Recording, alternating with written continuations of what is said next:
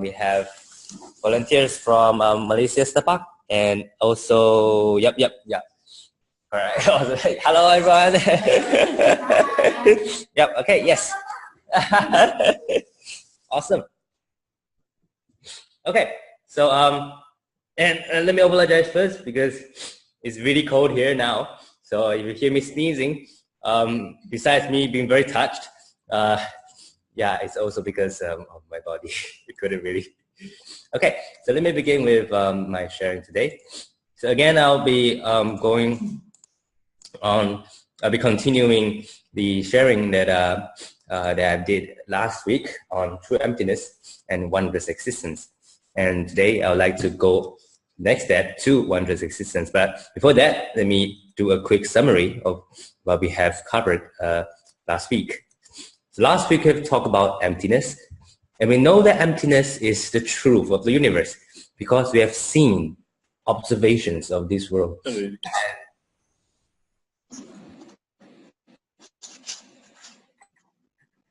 Okay, and these observations we are talking about are like that everything changes. We see that because everything changed, nothing is really permanent, and so we say that there's no permanent nature in everything. In other words, everything's impermanent, and when everything's impermanent, then it is as if there's nothing really there, because if you say that something is there, after some time, it changes already. So then where is that thing? It have already changed. So that thing already is no longer there. It's just like the 10 years old Ping is no longer there, right? I'm still here, but already a different person. So who is Ping? It's already different.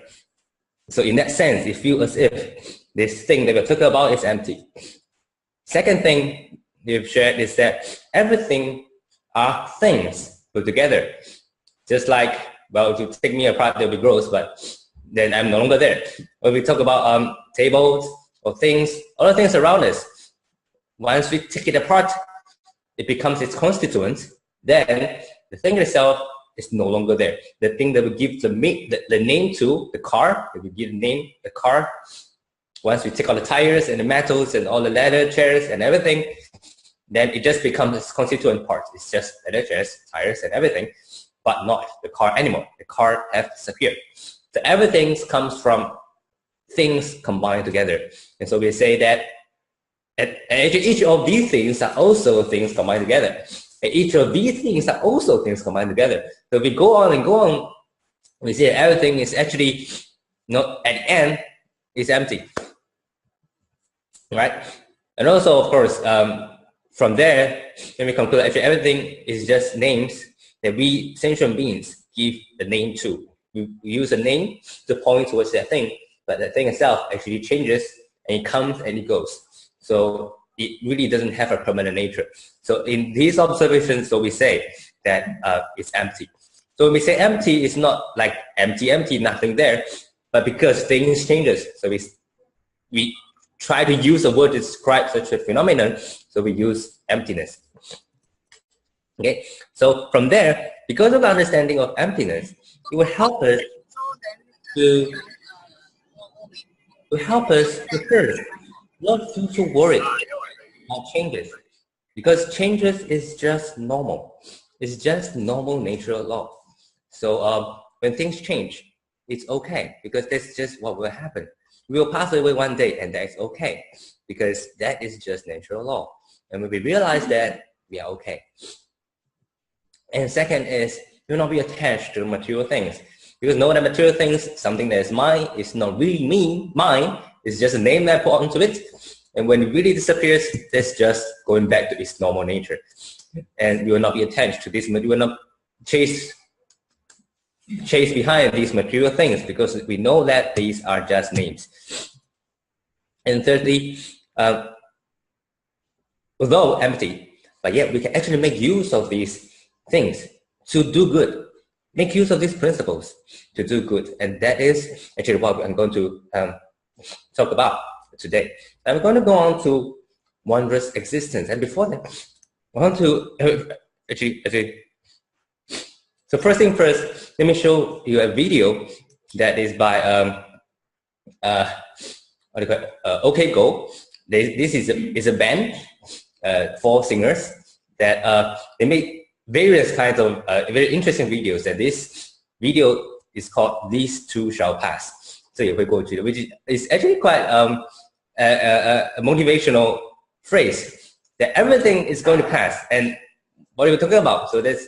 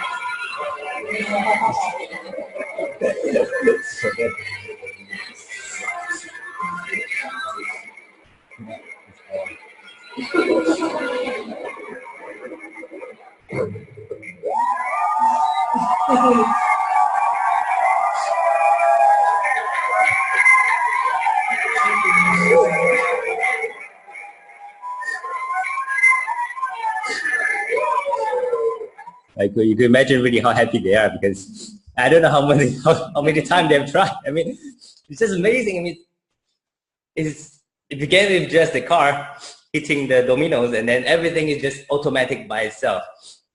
There's no computer simulation. There's nothing. It's just things put together, and then one thing hit another, one thing hit another, one thing hit another, and it just goes very, very messy. But at the end, it just even fits the song. You mean even fits the rhythm of the song. I mean, how many times would I have tried? But why do I show this video? Because this is really how this world is working. It's many, many things put together, and each of these things just works by its own principles. The chair is still the chair, or the balls are still the balls, the dominoes are the dominoes, and then all the little things, the spoons, the cups, all the things are just working by its normal nature. It's all following its own normal nature.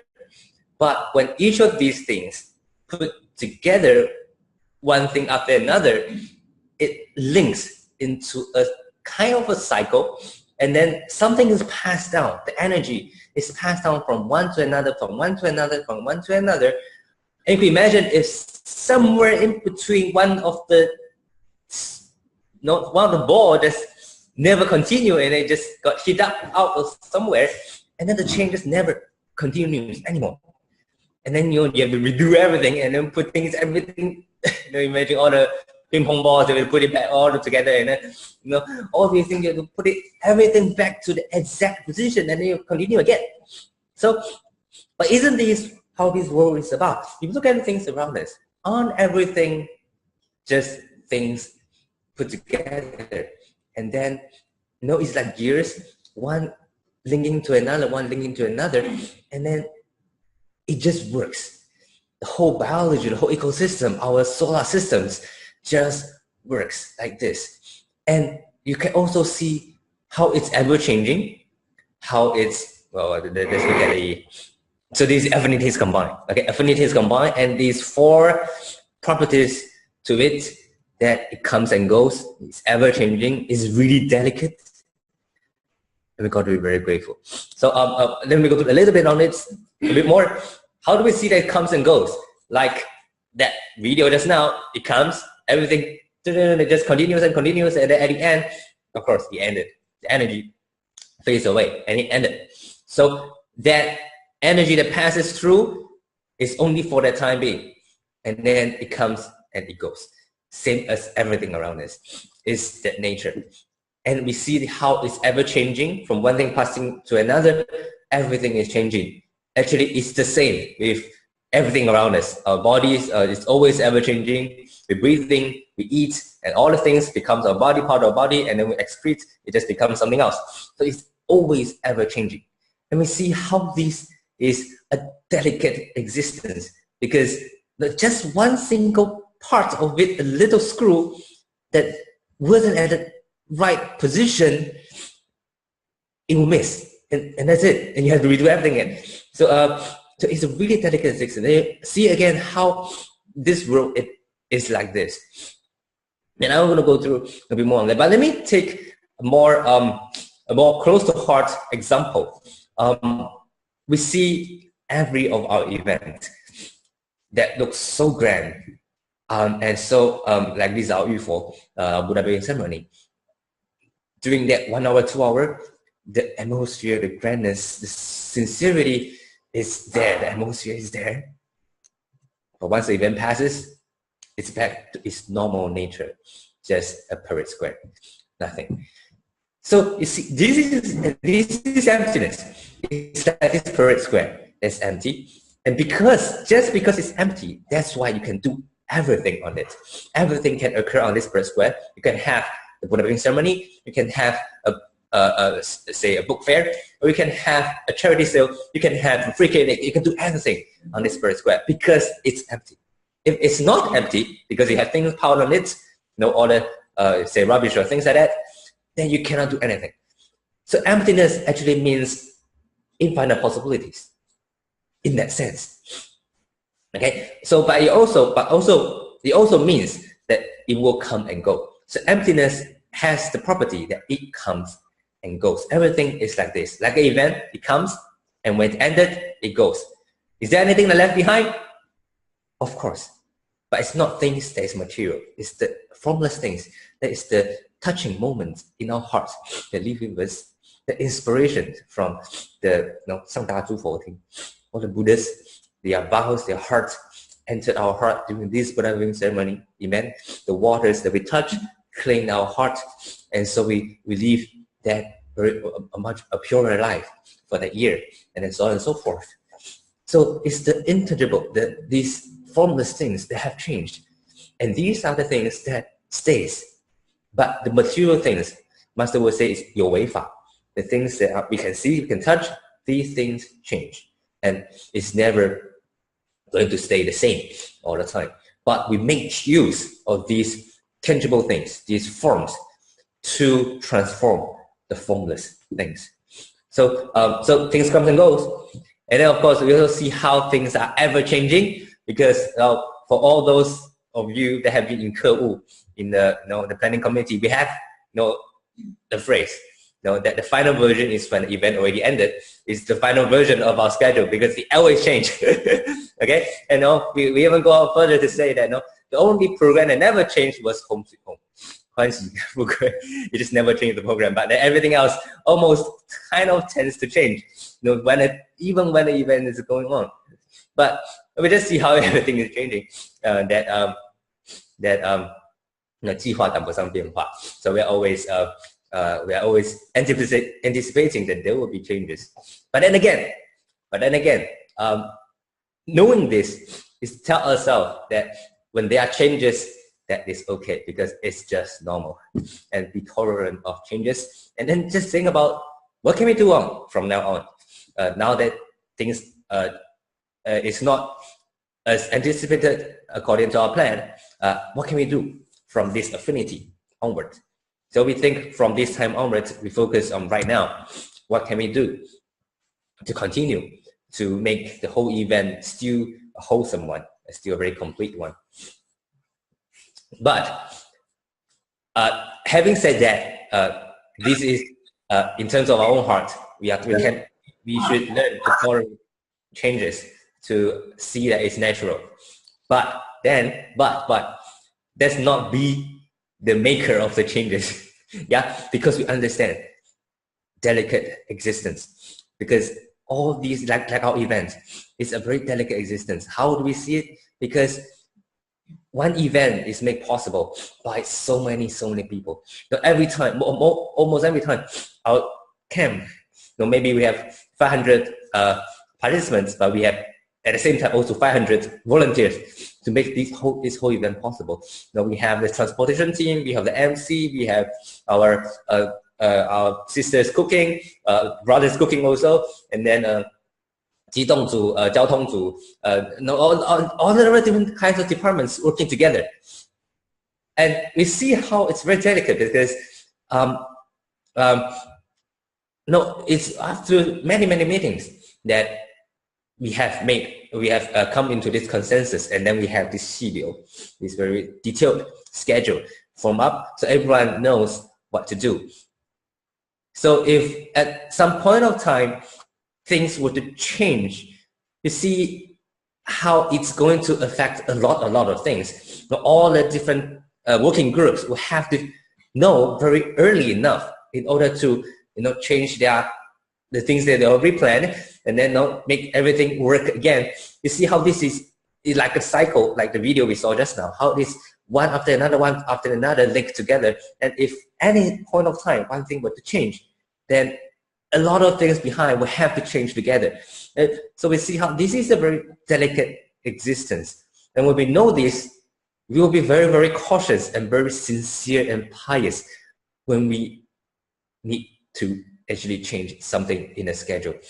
So when we realize this, we wouldn't just anyhow change the schedule, because we think that this schedule, that this could have been better, or let me just change it like.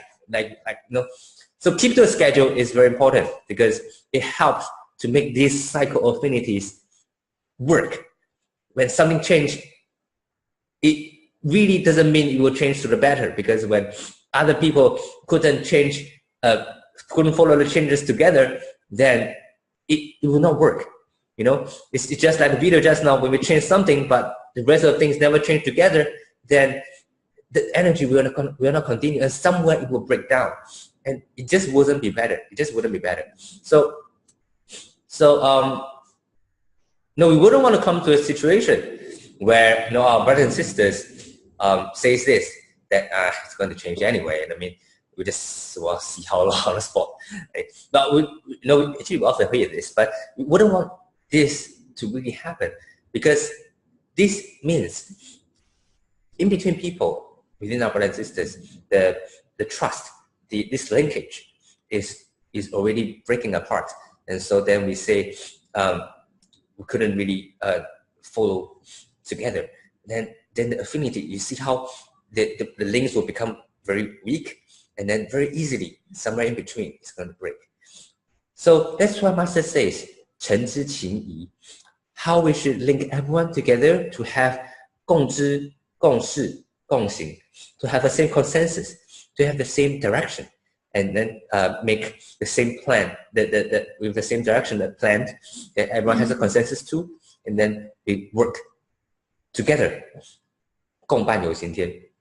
It's an accompaniment that we all come together to work together, because only when we work together in a harmonious fashion, everyone has the same consensus, same direction, the same three vows. Purify everyone's heart, harmonious society, and world without disasters. When we all have the same wish, and then we keep our hearts ready to respect and love, when we all have this together, then affinities combine. When affinities combine, things will work. Without affinities combining, things will not work. So that is why the people-to-people connection is very important, because it's affinity. And cultivating the affinity takes a long time. That's why, to actually reach Buddhahood, in Lotus Sutra, to reach Buddhahood, we have to pay offerings to millions and thousands of bodhisattvas, because we see how we need to make this whole affinities of the whole world to be in the right direction, in order for this whole life sphere to work harmoniously. So this is affinities combined. And so what I want to leave 2 words to everyone is that the method which everyone already has consensus is really the best method, because ones that does not have consensus is going to break down somewhere. So keep that in mind. And also there's sometimes we say 随顺因缘, but 随顺因缘, following the flow of affinity, we can do it actively, because when we see the affinities coming together, we can actively following the affinity. So sometimes we think that we have an idea in our mind that it's really, really good.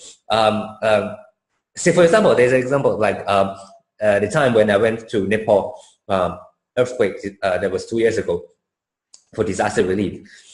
We wanted to use the cash for relief method that works so well in Philippines, and in many other countries it just works so well. I wanted to try it in Nepal, but it didn't work. It didn't work. And it just puzzles us why this doesn't work. But when we really see deeply, we realize that 因缘不具足, the affinities didn't come together, and the different disasters, the affinities are different. There is like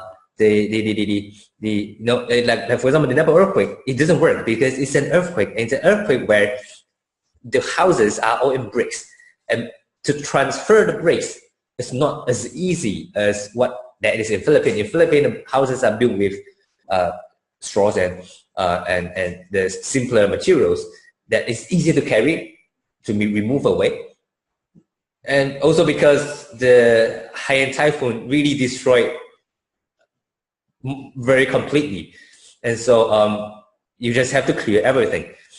But in terms of Nepal, there's this whole cities of houses, brick houses, linked one to another, that all of them are all becoming all dangerous houses.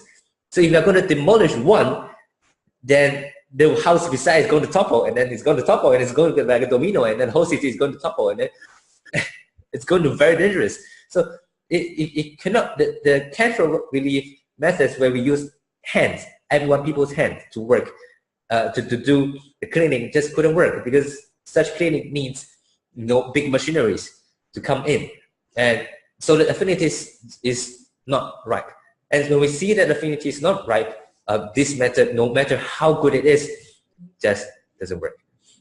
So when we can actively follow the flow of affinity, then actually what we will see is actual truth, and we will not be clouded by the past successes. For example, again, this Mexico relief that 2 days ago we just had our very first distribution over there. Again, we have heard many times Master saying that this time it is a very special international relief because our resources haven't reached there yet, but yet we already have local volunteers coming out, even taking refuge under our masters, no online refuge taking.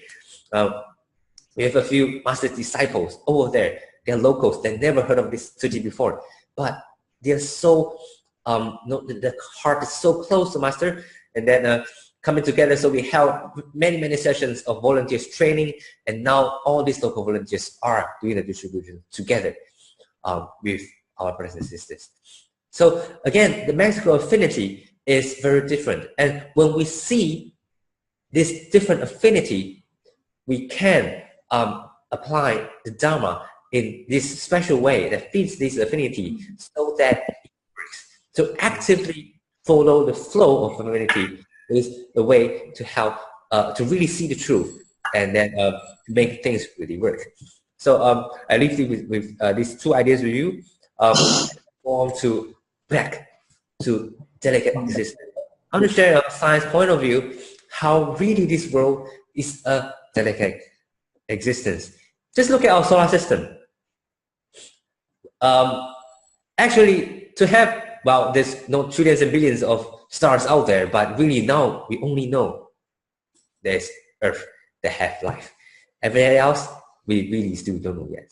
And to have a place like Earth that could possibly support life is really not easy. For example, actually we need to thank our Jupiter and Saturn, these very big planets out there, because if without Jupiter and Saturn, the Earth will actually be prone to a lot of meteor strikes. But because of Jupiter and Saturn, they're so huge and they're very heavy, and so when meteors come, this stuff come from outer space, they'll be attracted to Saturn and Jupiter, and then they will hit Saturn and Jupiter and not Earth. So actually, Jupiter and Saturn protected the Earth from these outer meteorites. So we got to thank Saturn and Jupiter. And it's not all the solar systems, not all the star systems out there have such big planets that protects something in between. So that's already first one thing we need to thank for. And then the position of the Earth is also in a very special, just nice position where the temperature is not too cold and not too hot. Okay, anything too close to the sun like Venus and Mercury, you got too hot, and then anything is just slightly away, you have Mars that is too cold in a way. And then it just doesn't work. So you also need the planet, our Earth, is just nicely at this position on the solar system. And then, in order to support life, the planet also needs to have, for example, water. You need to have carbon. You need to have methane for all proteins that produces this, and then oxygen. So our atmosphere is also something that's very special. Not all planets have atmospheres, and our atmosphere is with just the right combination of oxygen and everything to support life. And so we have our fresh air. So all this is just we didn't ask for it, but it just was there. It's just at the right combinations, and a slight change to it, everything is different already. So we was really grateful, and we see how all of this comes to the cycle in our biology lessons. We learn about water cycle. Water comes from the oceans, heat up by the sun, goes into the cloud, and the cloud comes to the rain goes into the rivers, the lakes, and then it nourishes the land, and then it comes down back to the cycle, and then everything this water cycle continues. But if we today we change our terrain, we cut down the forest, we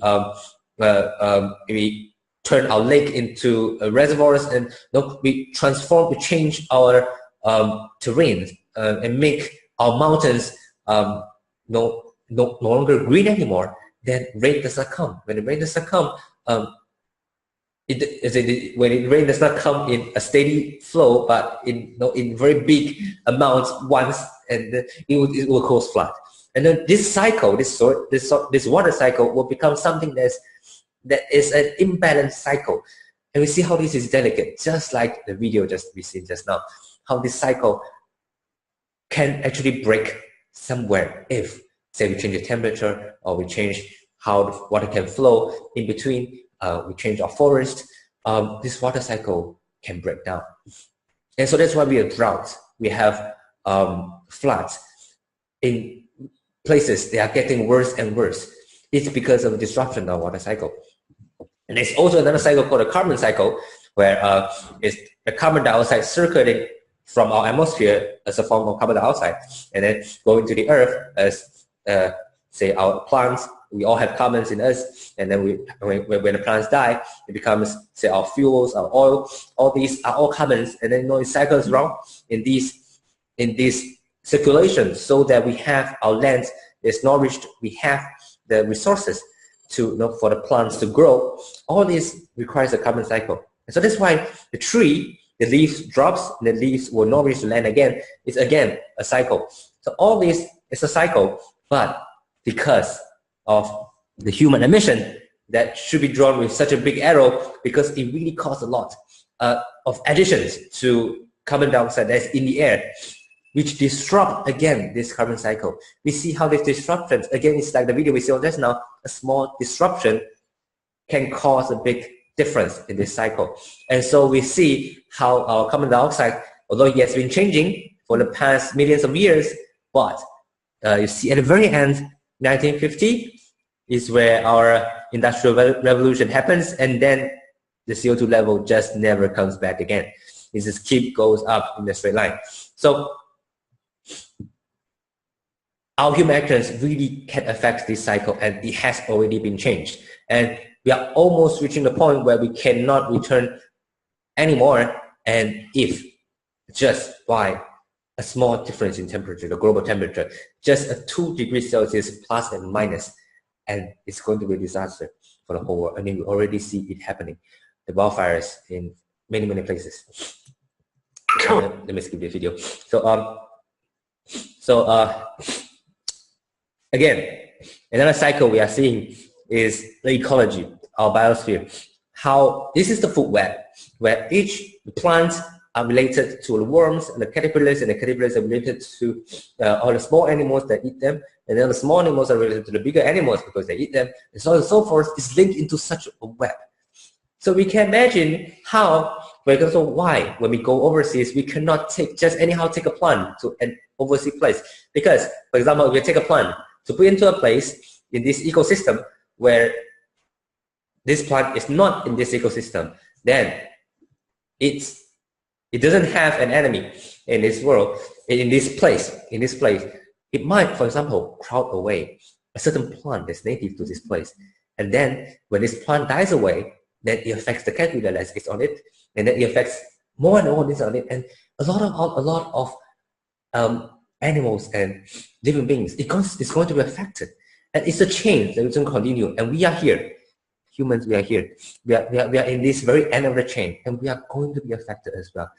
And we already see how our ecosystem has already been affected, because the last time I saw the news, 90% of our fishes already has plastics in their bodies because of all the plastics humans make, and we pollute the ocean. So almost most of the fish already have bits of plastics in them. So we already affected the biosphere so much. And we see how it's going to break down somewhere if we go on further. The bees again is okay, let me skip that. Just look at our body. Our body again is also a very delicate system, and it has to live in that exact range of 37 degrees Celsius and plus and minus. If we go anything too much or too low, it's going to break down again, and we'll have fevers, or we have and all those things will happen. So again, it's a very, very delicate existence. And when we see this happening, this is in California right now happening. and millions of people are being evacuated. See, I don't know. It just feels like it's real hell happening, and people running away. The whole trees, forests, the whole mountains are burned down. This is from the space. We'll see from space the amount of area that's been scorched are like this, and then the fire is still burning, continuing. And from this, you really can see how fire, wind, water just destroys everything, and then and how everything is just so delicate. Suddenly we see that trees are something that really burns, and then when one tree burns, it burns another tree, and another tree burns, it burns more and more trees, and then we are already yelling that carbon dioxide is too much, and yet the forests are burning, and it's just going to make everything worse. Not to say the life of these people, millions of people that are being affected just before Christmas. Their houses are all gone.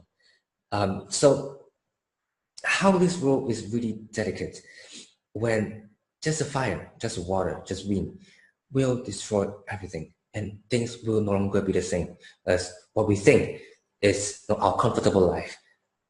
We take it for granted all the time. But just a simple fire burns everything away, and when we turn back to the very natural emptiness. So affinities is wondrous. It just combines and then makes into everything around us. It's not taken for granted because it's really wondrous that we have everything around us. And when we see that, the only thing we will have in our mind is gratefulness. Gratefulness, because nothing comes as it is. It's so amazing that we have now around us all the comfort that we have. The more we should cultivate blessings for more people in this world and then protect this earth. Master says, when existence itself is harmonious, it will feel as if it's empty. It's just like when an environment is harmonious, we do not realize its existence because the air is so fresh. We don't realize its existence. But when things are burning, then we realize that air has smoke in it, and then we feel very uncomfortable. Then we have to cover our mouth with the mask and everything. And realize that fresh air is so wondrous. It's so, we cannot take it for granted. So when things are harmonious, you will feel as if empty. And it's in that same way that when we talk about emptiness, it's not nothingness. We are talking about how we could help to do our part to make everything harmonious. And when our heart is harmonious, when our society is harmonious, the world will be harmonious and there will be no disasters in this world. So this is my sharing for today. Buddha's heart is our heart, Master's mission is our mission. Good morning. There will be two persons to share from Sri Dhammasara today. First will be Sister Effie, followed by Brother Zihui. Good morning, brothers and sisters.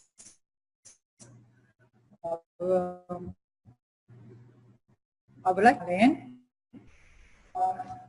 Before I set off my foot in Poland, I was that kind of a happy-go-lucky volunteer. But until the day when I met Master personally at a very close rank, there was a spur of at the moment that I want to tell her something that was inside my heart. I wanted to tell her. So immediately I told her that, Master, I will uphold your mission by promoting Jing products and books. After hearing the the lessons given by the speakers during our retreat there, I told someone I will continue to translate whatever that need to be done for the Dhamma, that means translate the Xin Fa Xiang in, live Xin Fa Xiang into English if needed. That was my conversation with Zhang when I met her on stage. Because there onwards, I find myself in Hualien, I can feel that kind of peace that I've never felt before in Malaysia or anywhere. The kind of serene, tranquil, stillness, quietness, and peacefulness accompanied me for the 10 days that I was in Taiwan. And during the courses, I was being, I understand that I have to shoulder the more responsibilities after commissioning. That changed my mind, because before that I'm quite reluctant to be at the forefront. I usually play the supporting role only. So after, because I was very touched with all the people that mentioned that they love Zhang. They said it aloud, they love Zhang. They are grateful to Zhang. But I find myself very difficult to say those words to Zhang. I don't know why. I ask myself, how deep is my love for Zhang? What can I do? How can I help Zhang? Because Zhang to me is a very wise and very profound person, like a Buddha. I always treat her like a Buddha. So I tell myself that I cannot say I love Zhang. I cannot say that. What can I? The only thing that I can do, I will uphold and try to speak Dharma, pass on the Dharma to whoever I meet if the affinity matures. That is also one of my another mission. And I tell myself that never be affected by external influences. But when I came back to KL, after 2 weeks, I find that my initial wow and aspirations wavered. And I quickly, with that kind of thought, I quickly switched myself that I cannot do that. I have to find a way in times of when I have faced that kind of obstacles. I switch around and tell myself that what I've told Zhang that day, I will continue to find a way, create my path, and turning my consciousness into wisdom. How do I do that? There's one particular incident whereby I was being, I found that I have nothing to do in one activity. So on the spot, I thought of leaving the place. But then again, in my heart, I was asking, I just came back from commissioning. How can I just let go like that? How can I just walk away? This is my habitual, bad habituals that once again arise in me, and I need to eliminate it here immediately. So I find a way to interact with the people, the public that day, the evening on December 2nd, to interact with them by telling them something good about Jing products.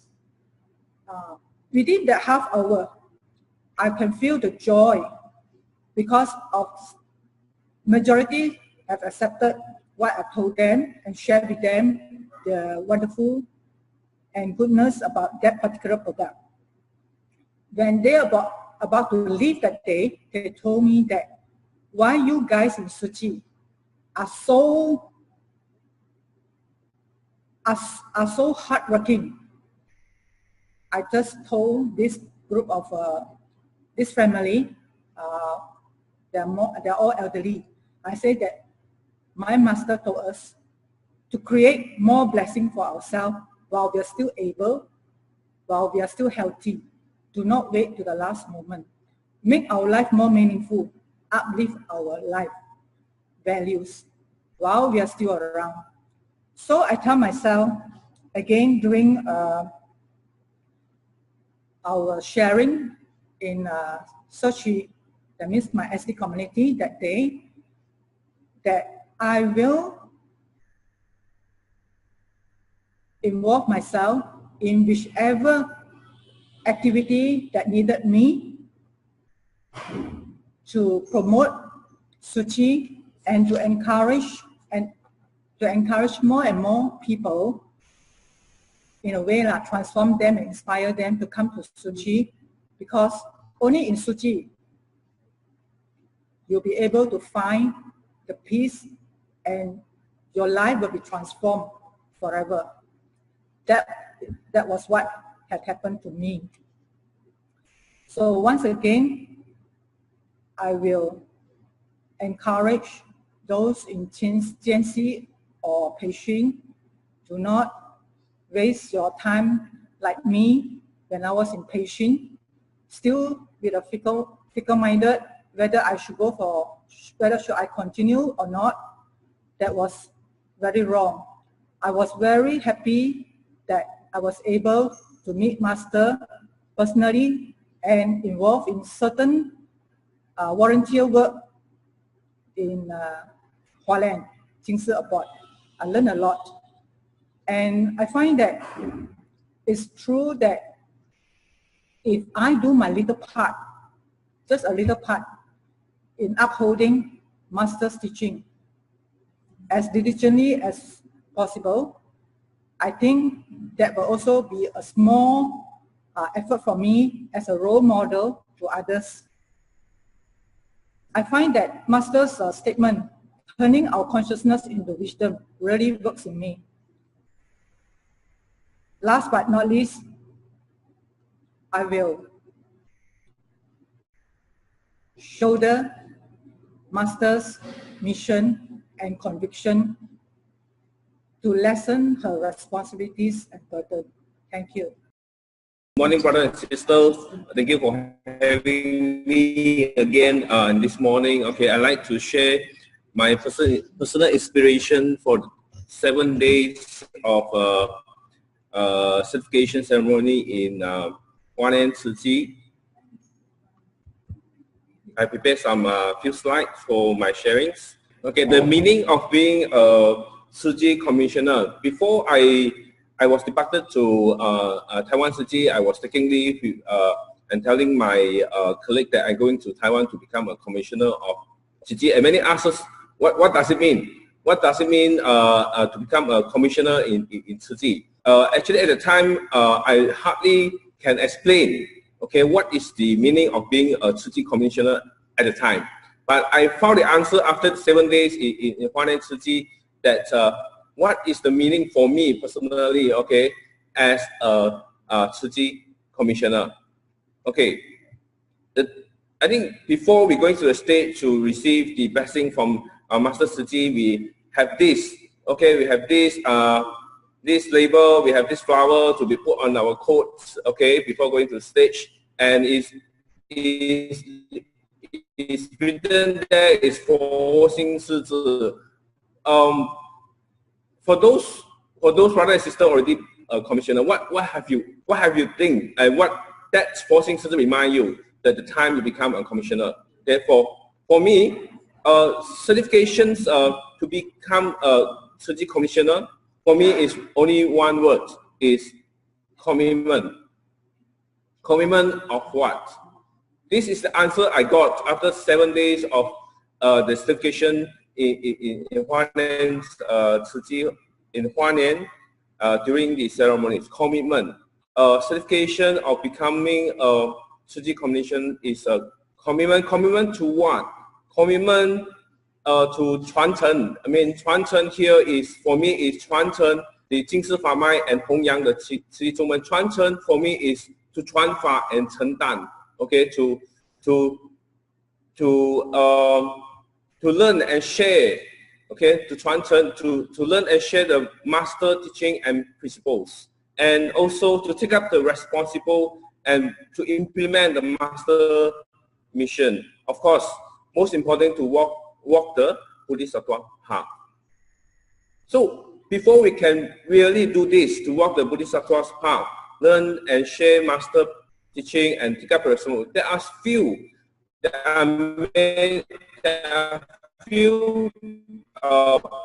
principles and core values that I think every one of us, especially all our persons and practice and share the core value. Please do a quick shout check. Okay, out of this that I'm going to share with you, okay, out of this, how many of these principles or core values that we really understand and really, some of us may not know yet if you are still a Gen Z or patient, but if you know, how many of us actually really understand, embrace, and strengthen, and more important, practice and share, and means the 传法, okay, to others, okay. First, towards every one of us who are conventional, especially, understand and practice have the personal practice of Jing disciples, the Jing 弟子, and the personal cultivation that we need to do, okay, of a Jing disciples again, and what are the mission of Tzu Chi volunteers. Actually, until the last few months of my patient training, that only I really understand what is the mission and what are the things we need to do during for all the Tzu Chi volunteer, and the culture when we're practicing and we carry out the mission of the Tzu Chi mission. What are the culture that we need to be in the teamwork, and lastly, how to walk the Bodhisattva path. Please do a quick check. Do a quick check now. How many of us really understand all these 5? Okay, all these 5 before we really understand. Before we really can become a commissioner, I will encourage all the Gen Z and patient during the training in the year to come. Okay, try to really understand, embrace, and practice all these 5 core values. Okay, let me quickly go through all these core values. First, the personal qualities of Jing disciples. Our Changzhou Sifu, okay, that share with us the how master and the Sifu in Hualien actually build up the Tzu Chi for the past 51 years. These are the 4 personal qualities that every one of us should have, which is the self-discipline, the 克己、克群、克俭、克难, which is the self-discipline, diligence, frugality, and perseverance. When we are become a Jing disciples. During the 7 days of the ceremony, every one of us have to wake up in the early morning from 3 o'clock or 4 o'clock in the morning. This really require a self-discipline, where most of us do not wake up so early in the morning. Okay, in Malaysia, before we go to Hualien for the ceremony, this really a good practice for us to really wake up early, so that when we come back to Malaysia, we still can wake up early to attend the Xun Fa Xiang, okay?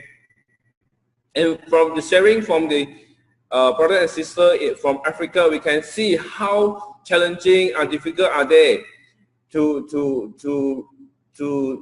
learn the Dharma, to go for Xun Fa Xiang. This shows us the 克群、克俭 and 克难, okay, shown by the Africa's brothers and sisters. So do check with us, and we need to practice all these personal practice and have a personal breakthrough, okay, to become a Jing disciple. Because every time when we go out to carry out the mission, education, either whatever mission, these are the qualities we have to accomplish all the mission that given to us. Secondly, the personal cultivation of Jing disciples.